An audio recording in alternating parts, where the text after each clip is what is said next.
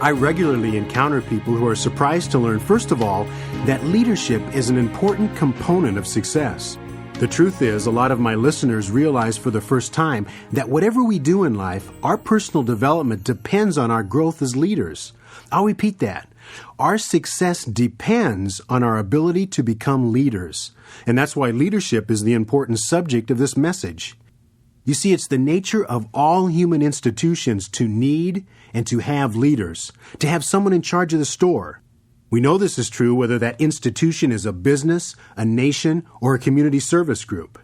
And even though leadership may be delegated, ultimately, one individual in every organization has to be the person responsible for final decisions, has to be the here in that familiar saying, the buck stops here.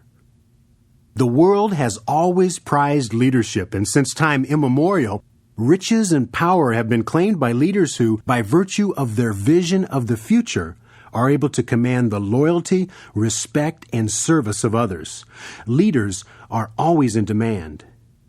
There's a familiar but ironic saying, hindsight is always 20/20, which of course means that in looking back after the fact, we always have perfect vision of what came to be. But it seems that no one talks much about a 20/20 foresight of the future. Well, I've given this matter a lot of thought, and I believe with the right approach, that too is possible. You'll recall that I asked you the question, what's your vision of the future? The purpose of the question is to help you develop 20/20 vision of your future. I realize that's a much more difficult perspective than looking into the past, but it's a view I assure you will be immensely more rewarding than 20/20 hindsight. Your vision of the future has everything to do with becoming a leader and achieving success. Of all the important qualities shared by great leaders, the one that stands out above all others is their ability to look ahead, to visualize their future and the world around them. Theirs is the power to ignite imaginations, both their own and others as well. This, you see, is the vision of leadership, a sense of destiny that surpasses mundane personal interest. It's the realization of a compelling ideal or mission that fuels ambition and energizes commitment. It's the magnificent obsession that ignites passions, inspires followers, and ultimately becomes the foundation for positive changes in the world. Theodore Roosevelt framed the meaning of leadership in this light when he said, "We need leaders of inspired idealism, leaders to whom are granted great visions, who dream greatly and who strive to make their dreams come true, who can kindle the people with the fire from their burning souls." Please note that Teddy Roosevelt makes the important connection between idealism and great visions. It's hard to imagine great leaders having either vision or ideals without the other. Visions reflect ideals, and ideals help shape visions of the future. Visions and ideals work together as leaders set goals and make plans for their achievement. We all know the story of a squeaky cartoon mouse, originally named Mortimer, but soon renamed Mickey, who became an internationally known movie star and the founding symbol of a worldwide entertainment empire. It was, of course, the vision and leadership of the man behind the mouse, Walt Disney, that led them from a Kansas City garage studio to fame and fortune in Hollywood and gave the world an enduring legacy of entertainment pleasure.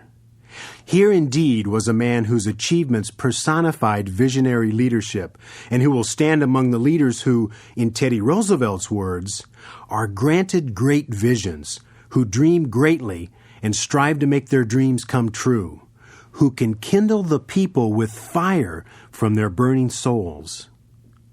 I asked for your vision of the future because, perhaps without knowing it, you too already have the ability to project the visionary powers of leadership. I don't mean the fortune-telling kind associated with crystal balls or tarot cards.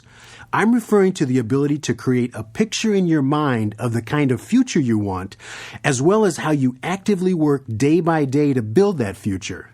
This is the visionary power of leadership. Let me start you in that direction by asking a few questions. Where do you want to be, and what do you want to be doing 5 years from now? What do you want to be doing for a living 5 years from now?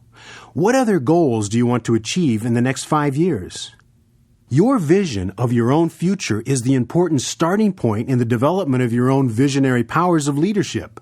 Once you have confidence in the vision of your own future, you'll readily find that power extending to all other activities in which you're involved and for which you feel responsible. It's a power that will grow with your commitment to accept leadership responsibility. I suspect you may already see the close connection between the vision of leadership and setting goals in life. We develop a vision of our future through the goals we set. Setting goals is the way we bring to life what otherwise are only wishful dreams of what we want and where we want to go.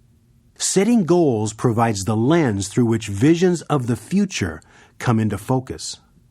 So let's look again at the question, what's your vision of the future? Use it as your cue for setting your goals for the next 5 years or so. In doing so, you'll achieve not only the vision of the future, but the vision of leadership.